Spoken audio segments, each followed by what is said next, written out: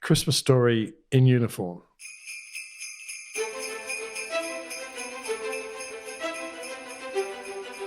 Welcome to the podcast where we track down Australian war veterans, have a chat with them, and hear their stories.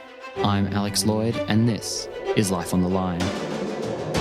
They were building positions in there if for anything a happened fight. to us, by the time anyone got to us, I think it was chaos. the weather was so bad there would be I used to nobody run left. with boots full of blood. And the next thing I hear was alarms, Chances of screaming. survival were very, very slim. The soldiers didn't want to go into the ambushes, so they'd send the kids in first. And so he was sent in first into an ambush and he got shot in the stomach. It was very hard for me, very hard for my family. And the plane burst into Proud of the flames. crew, proud of what I've achieved and what I'm To doing. volunteer for service was in effect to put your life on the line.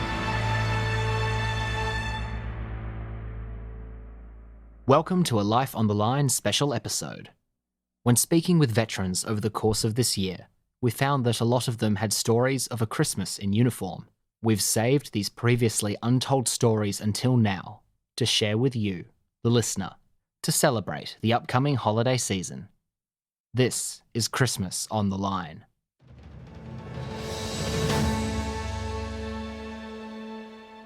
First up is number 17, Dave Stafford Finney, where Dave shares one of his more memorable Christmases with Angus Horden. Can you recount any particular Christmases that you would have spent abroad? Yeah, so I think it was 2001. I was in Bougainville. I remember the plan was I think we sort of had a bit of a stash of champagne. And what we were going to do is we were going to sail out and have a buffet and a champagne breakfast, turn the boat off, just float, you know. But unfortunately, the day before Christmas, our base got broken into. So we went on to a higher security alert. And all I remember thinking is that they could have waited 2 more days, you know. So we lost our Christmas, but we ended up having a bit of a buffet. And we got, from the RSL, we got Christmas cards from kids. And so what we did is we stuck them up on the wall and they were like, "Dear soldier, I hope you're having a good war on Christmas." You know, it was like primary school kids. So we stuck all these cards up on the wall and we had a big buffet anyway. And we did a Secret Santa. And I'll never forget one of the guys on the boat, Bisho, he missed a curfew one night when they were out scurfing. And so we lost all his boat privileges. And the captain just gave him a piece of paper that said regain boat privileges. And that was his Christmas present.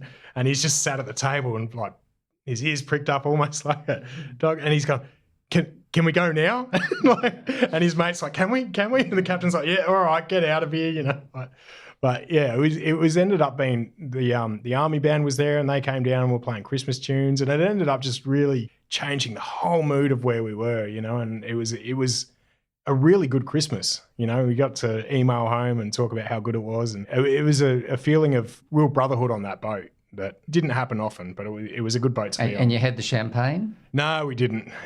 So unfortunately we were still in Bougainville, which wasn't allowed. So, but it wasn't much of a loss at the end of the day, you know, as much as we thought it was at the start. Cassie Collins, number 21, told me of one rather unusual setting she had for a Christmas lunch. Cassie, do you have any Christmas in uniform stories? Almost half of my Christmases have been in uniform. The most memorable one was a few years back, 2014-15 Christmas and New Year's. We were deployed to the Middle East on the C-17 back when I was an aircraft mechanic. We left Christmas Day around 10 a.m. in the morning, so I drove straight from my mother's breakfast into RAF Base Ambly and then jumped on a plane. The loadmaster and I had decided to prepare a Christmas lunch for the crew, so en route to the Middle East we had a pre-cooked and heated in the galley of the aircraft chicken and cold cuts of ham, roasted vegetables, there was even gravy. It was 3 courses, there was like a toasty and then there was the roast with the veggies and then dessert. The guys had cooked a pavlova, so myself and the loadie served it to the crew en route to the Middle East. So that was a pretty fun Christmas story. Super Aussie Christmas at 38,000 feet on your way to the Middle East. 5-star Air Force all the way. Absolutely. I unpacked one of my bags mid-flight and I'd found that my mother had sort of boxed up a little present for the crew and there was some tinsel and a tiny 2-foot Christmas tree. So you don't go without, that's for sure. Our next story is from World War II, Korea and Vietnam veteran Rothesay Swan, number 40. Rothesay, can you share with us, please, perhaps one of those Christmas times that you had, for example, on Derwent? Yes, in Derwent, we didn't expect to be away for Christmas because we didn't expect to go to the Far East. But because another ship in our Navy needed dockyard repair, we were suddenly sent to the Far East. And that meant we would be away for Christmas. We spent Christmas in Tawau in Borneo, and it was a peaceful time because in those days in Tawau we were the mothership of patrol boats, and the Indonesians didn't move by day. They only moved by night. And so we used to spend all night, every night, underway patrolling the waters. So Christmas Day was free. And so we had a traditional Christmas where we, the officers, served the ship's company in the traditional way and so on. The ship's company were not that happy, because once again we had no mail. I mean, mail used to take 3 weeks to come and mail home. So the sailors, of course, wouldn't have had any news of home for probably 6 weeks, a couple of months sometimes. Anyway, we had fun. We decorated the ship and spent a very pleasant traditional Christmas. And did you have a rum ration that day? No, but I think the captain, I can't remember who he was, but anyway, it might have been me, had a beer issue. Okay. Naval Historical Society with David Michael was one of our bonus episodes with a Royal Australian Navy veteran. David had a Christmas not on the sea but on shore, which allowed him to witness a surprising sequence of events. Does that coincide with any Christmas celebrations you have on board any ships, or? No, the most interesting Christmas I ever spent wasn't at sea. It was in Canberra in Naval Headquarters. I was the duty staff officer as a young, mid-rank lieutenant, I guess, 1982. It actually snowed in Canberra that day, which was unusual. But the other interesting experience that day was the escape from detention of a Korean patrol boat which had been detained and was at anchor in Trinity Inlet in Cairns. And obviously they took advantage of the quiet leave period, and their engine had been disabled. But anyway, somehow they got ashore and got a hold of the parts they needed to get their engine going, and then disappeared north. And as a duty staff officer, once this was realised, HMAS Townsville was sent off in hot pursuit to rearrest them. But that was a long, convoluted process. And in those days, we had a naval headquarters in Cairns, one in Queensland, in Brisbane, and then fleet headquarters, and then Navy headquarters. So the chain of command was fairly convoluted, and this patrol boat refused to stop. So HMAS Townsville followed due procedure and flagged them and used radio and flashing lights to signal them to stop.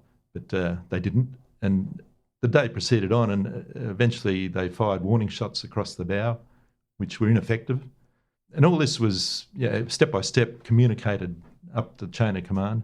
And eventually Townsville requested permission to fire at the ship, and the choice was the funnel or the steering gear compartment. What impressed me most was, as the guy at the end of the chain, I had to ring the minister to ask for approval to fire at this Taiwanese fishing boat.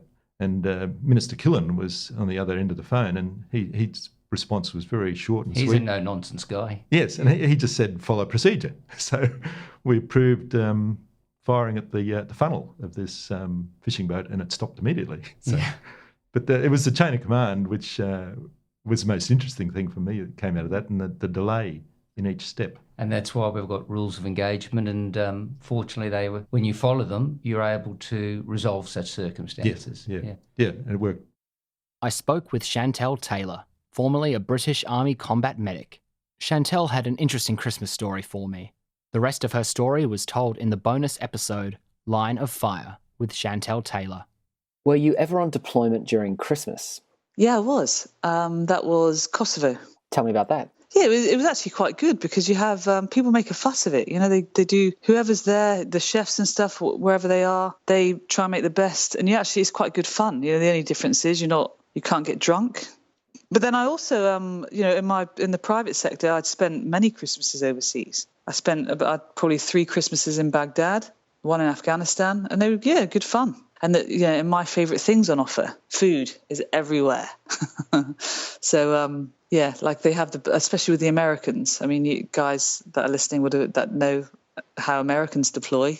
as they have the very best of everything. So I've been quite lucky. Didn't bother me being away at Christmas. I was going to say, because Kosovo, that's, it's your first deployments and all that. First time, I'm guessing, away from the family at that time of year, but that was just more of a fun adventure for you.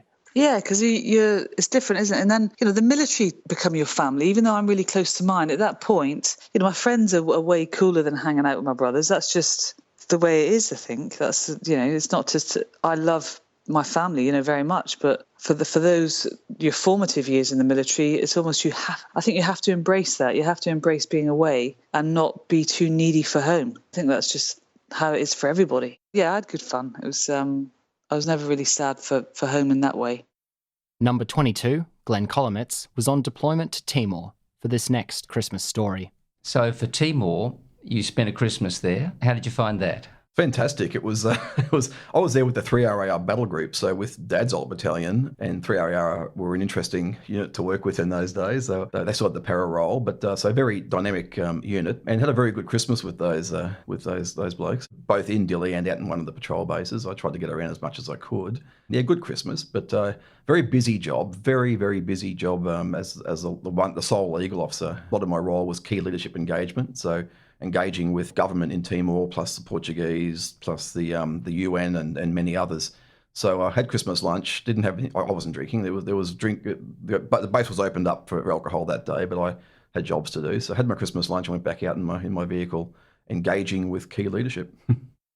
We could not have a Christmas special without a chaplain. This next story was told to Angus Horden while recording the bonus episode, Chaplain on the Seas, with Reverend Dr. Gareth Clayton. I've had some extraordinary Christmases. It was my practice when I was the chaplain command chaplain at Garden Island to have a Christmas Eve carol and lessons in carol services on Christmas Eve. And then on Christmas Day, Christmas morning, I loaded up a couple of sacks of lollies and so on and visited all the ships that were alongside and all the Navy watches around Sydney. And that was very special. A couple of things that stick in my mind. One was the fact that I was amazed each year how many sailors asked me if they could take the lollies home to their kids. And of course they could, but they're only small. There's only a couple, but it was a link between them and their family on Christmas Day, and I found that touching. But one of the most interesting ones I had, I was walking across Garden Island past on the caisson over the Captain Cook dock. And normally if there's a ship in the dry dock, you can see the superstructure, to say the least. But there was nothing this day, and I was halfway across the caisson, and I sort of just looking around and looked to my right, and then I saw a submarine in the bottom of the dry dock, sort of looking not much bigger than a rowboat. But anyhow, I thought, I'm pretty sure they'd have a duty watch on that. So I went down the steps into the dry dock and went on board, and there were three. There was a duty officer and two sailors on board, and I came on board, and they were staggered that I actually found. They said, "How did you find us?" Because when I said I came on, I said, "Hey, listen, happy Christmas. Would you like some of this?" And we're thinking of you. And they were delighted, absolutely delighted that I'd managed to find them. Don Barnby, number 18, spoke to Thomas Kay about his time in the SAS and then the Australian Federal Police. Don's Christmas on the Line story is from his time with the AFP, when he was on deployment to Cyprus. Christmas story in uniform. Christmas 1981 in Cyprus. I was in the AFP on the 17th Cyprus contingent, and I was working at that time with the Canadian Army.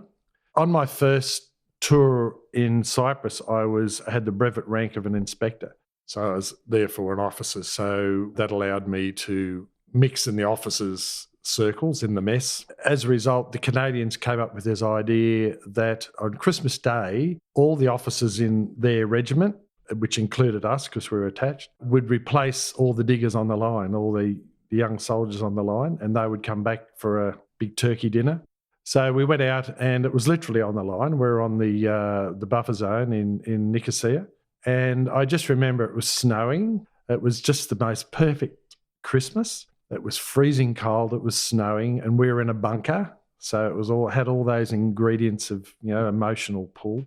and a long way from home. And I remember the RSM of the regiment came around with a big container of what the Canadians had made up, and they called it moose milk. And it was just gorgeous. It's all the creamy liqueurs with milk and ice cream and ice. Yeah, didn't need a lot of ice. It was freezing. And it's like that, sudden, that deathly milkshake that just grabs you. But the snow was coming down. We were drinking moose milk and eating turkey. And the poor Turkish soldiers in front of us, they were starving, they were freezing, the uniforms were most inadequate for that climate. So while the CO of the regiment came around and visited each bunker, they had on the radio, on the Army net, Silent Night, Holy Night and all this sort of stuff. So you can just picture it, snow, drinking moose milk, eating turkey. Across the airwaves comes this Silent Night, Holy Night. And then when the CO and the RSM and all that had gone, we were just sitting there and we wrapped up some of this hot turkey in tinfoil and we threw it out across the line so that the Turkish soldiers could, and they were so scared of their officers because, they were very harshly disciplined. So they'd do a 360 and then crawl out in the snow, grab this turkey and then come back and they'd sort of big thumbs up and shout out. So that was probably the most memorable Christmas I've had in service. I have spent other Christmases overseas in service, but no, because of the snow and it was just quite near the Holy Land, and it was. I did spend one in Jerusalem 1 year, but that was probably my Christmas story away in uniform. Sharon Mascall-Dare of this podcast has also served our country in uniform. She deployed to Iraq in 2016 as a public affairs officer in Task Group Taji 4. This is her narration of The Christmas Present, a short story she wrote about her deployment. The Christmas Present. There it was, parked quietly at my door, away from the muddy passageway and our makeshift Zen garden with its ammunition box and empty shell casing. The New Zealanders worked on it every night, cutting the tiny lawn with scissors and pouring bottled water on the plants. I'd ignored it at first. It was early on Christmas morning and I'd left a stocking for my roommate. She was snoring quietly, in a way that might have been annoying anywhere else. But here it was comforting, a reminder of human closeness. Someone else was there. When I heard her sleeping, I knew I was not alone. Last night, she cried. I found her in the muddy waters next to our garden gate, where boots stuffed with newspaper mulch stood on packing crates to keep them dry. The rain was relentless. The mud stuck to your boots like chewing gum, and the road to the showers was filthy. She was standing in the shadows next to the wall, and I almost didn't recognise her, but her pale white skin gave her away. "You okay?" I asked. "No," she replied, with a little too much emphasis. "It's okay." And I held her close. I could tell she'd not been held for a very, very long time. "I'm so alone." Her words were matter of fact. She wasn't seeking sympathy or asking me to believe her. She just was, alone. "I'll be your family this Christmas," I said, and I gave her the fudge that Ralph had given me earlier that evening. I told her it was our present, from Ralph and me to her. We sat and smoked cigarettes. It was my first in more than 10 years, and the buzz went straight to my head. We talked about men, and she cried some more. When she left for the showers, I found some gifts for her. A Lego kangaroo that friends had sent me from home, a bar of tea tree soap in my Body Shop box, and some chocolate. I found a sparkly gift bag and waited until she was asleep. I laid it at the end of her bed, crept back into my boudoir, and hugged my pillow to sleep, next to the sheets that I'd hung as wallpaper. I felt a pang of loneliness when I woke up. There were no gifts, as there would have been at home, and I berated myself for being so selfish. Who was I to complain? I had loved ones. I had a family. I wasn't alone. "I'm fine," I told myself. Fine. "Captain Mascall-Dare," said the envelope. At first, I didn't realise what it was. The card was propped up on a bike basket outside our door, in a plastic bag to shield it from the rain. Then I realised the basket had a bike, And the bike had a seat, a white seat, the very same seat that I'd bought in Rasho's shop last week for a bike that I thought was dumped, but later turned out to be claimed by somebody else. I'd scavenged for another, but I'd had no luck. A bike! He's got me a bike, I said, a little too loudly. I was a child on Christmas Day, a child who'd longed for a first bike, written to Santa and dreamed of that blue frame with a white seat and a basket. And Christmas had come. This bike was for real.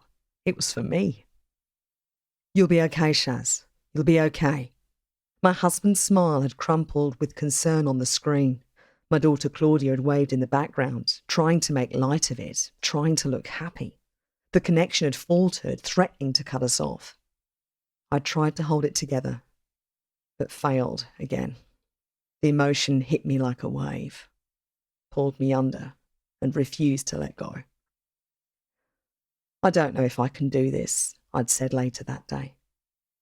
We were in the DFAC. It was taco night, I think. The moment I'd said it, I noticed. Ralph was subdued and looked upset. It had touched him more than I'd expected, and I'd wondered why.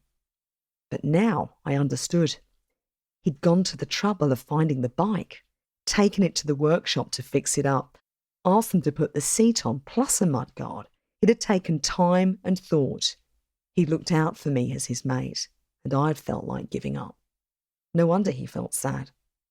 My roomie opened her gifts, and I marvelled at her smile. It made me happy to hear her voice. She'd already been at Taji for 6 months, and for her, Christmas Day was another day, closer to home. I dropped by Ralph's pod and left a small gift outside his door. I was back, ready to crack on, ready to stay. As I spanned the wheels on the muddy road on my new bike to work, I saw the grey horizon ahead. It was Christmas Day in Iraq, and I was still here. Wheels turning, hopes mounting. I can do this, I said. I had mates. I was not alone. This final Christmas story is another from Glenn Kolomeitz. This one was featured in Glenn's original interview with Angus, but it was such a good one I had to repeat it here. And I can imagine in any service period there are always those lighter and funny moments. Can you share any of those? Yeah, this is interesting. During the winter rotation, one of these particular special operations soldiers from Melbourne had these guys grow beards when they're deployed in Afghanistan. That's the nature of the operation. Had a big white beard, and so he was out in the range one day on top of a vehicle with a bunch of automatic weapons in a Santa costume, but with his battle rig, so his chest rig and all his magazines, etc., over the Santa suit and his rifle, but with this Santa suit on and his natural white beard. So I got a photo of that, and it was just a great image. But then years later, I was presenting to a little group, my little bloke at his preschool and their little friends, just showing them on an Anzac Day thing, showing them some photos of Afghanistan and Timor. And I showed this photo of this Special Forces soldier in his Santa costume, armed up, bombed up. And I said, there's one of our soldiers in Afghanistan at Christmas. And one of the little kids went home to his mum and dad and said, Mum or Dad, Santa is a soldier and he's in Afghanistan. And so the parents come back in to see the teachers at Little Cherubs, this particular preschool, and said, what's going on? You're telling my kids that Santa's a soldier and he's in Afghanistan. Well, they showed the parents this photo that I had, and clearly Santa was a soldier to these 4-year-olds, and clearly he was in Afghanistan. Yeah, interesting.